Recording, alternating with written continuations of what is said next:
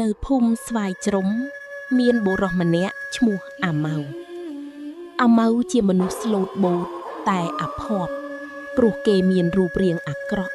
ស្បែកខ្មៅស្រអាប់និងមានសតិមិនសូវគ្រប់អ្នកភូមិខ្លះអាណិតតែខ្លះទៀតចូលចិត្តសើចចំអកនិងធ្វើបាបគេជាខ្លាំងថ្ងៃមួយដោយសារការលេងសើចជ្រុលហួសហេតុពីសំណាក់ក្រុមយុវជនទំនើងក្នុងភូមិពួកគេបានបញ្ឆោតអាម៉ៅឲ្យចូលទៅក្នុងរន្ធភ្នំមួយដែលគេល្បីថាមានអាសរពឹសរួចក៏បិទមាត់រន្ធជាប់ជាអកុសលអាម៉ៅបានស្លាប់នៅក្នុងនោះដោយភាពត្រជាក់និងការភ័យខ្លាចយ៉ាងវេទនាចាប់តាំងពីការស្លាប់របស់អាម៉ៅមក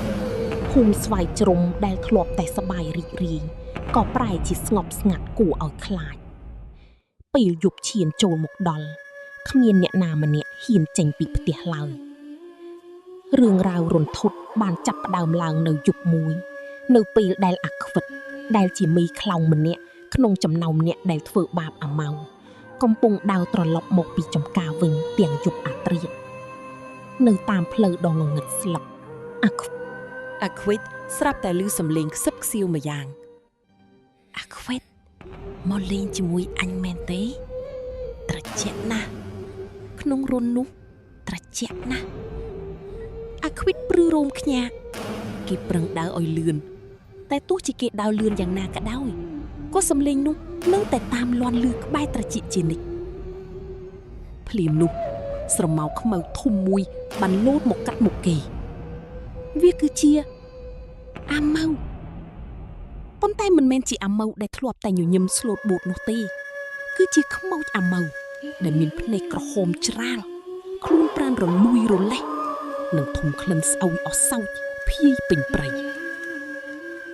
ខ្មោចអាម៉ៅបានសម្លឹងមើលអាខ្វិតរួចសើចកកយ៉ាងគួរឲ្យរន្ធត់អាខ្វិតភ័យពេកក៏ដួលសន្លប់នៅនឹងកន្លែងស្អែកឡើងអ្នកភូមិបានឃើញអាខ្វិតដេកនៅកណ្ដាលផ្លូវតែអ្វីដែលគួរឲ្យខ្លាចបំផុតនោះគឺនៅលើករបស់អាខ្វិតមានស្នាមដៃខ្មៅជួមដូចជាមានគេជ្រក់បាច់យ៉ាងខ្លាំងមិនត្រឹមតែអាខ្វិតទេសូម្បីតែអ្នកភូមិផ្សេងទៀតក៏ជួបដែរអ្នកខ្លះឃើញខ្មោចអាម៉ៅអង្គុយយំនៅលើមែកឈើធំខ្លះទៀតឃើញគេដើរហៅឈ្មោះមនុស្សនៅតាមផ្ទះបើផ្ទះណាឆ្លើយតបខ្មោចអាម៉ៅនឹងលូនចូលទៅក្នុងផ្ទះនោះរួចធ្វើឲ្យមនុស្សក្នុងផ្ទះមានជំងឺឬយល់សប្តិអាក្រក់មិនចេះចប់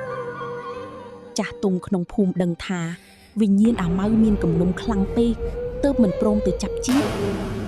ពួកគេក៏បានសម្រេចចិត្តជួលគ្រូសិលម្នាក់មកធ្វើពិធីសូត្រមន្តរំដោះគ្រោះនិងធ្វើបុណ្យឧទ្ទិសកុសលឲ្យអាម៉ៅយ៉ាងធំដុំក្នុងពិធីនោះសំឡេងយំរបស់អាម៉ៅបានលាន់ឮពេញភូមិជាលើកចុងក្រោយមុនពេលដែលស្រមោលខ្មៅនោះរលាយបាត់ទៅក្នុងផ្សែងធូបទោះបីជាវិញ្ញាណអាម៉ៅបានទៅចាប់ជាតិហើយក៏ដោយប៉ុន្តែអ្នកភូមិស្វាយជ្រុំនៅតែមិនហ៊ានដើរកាត់ផ្លូវដែលអាម៉ៅស្លាប់នៅពេលយប់ឡើយពួកគេនៅតែចងចាំថាការធ្វើបាបអ្នកដទៃអាចបង្កើតជាវិញ្ញាណគំនុំដែលគួរឲ្យខ្លាចបំផុតនោះគឺខ្មោចអាម៉ៅ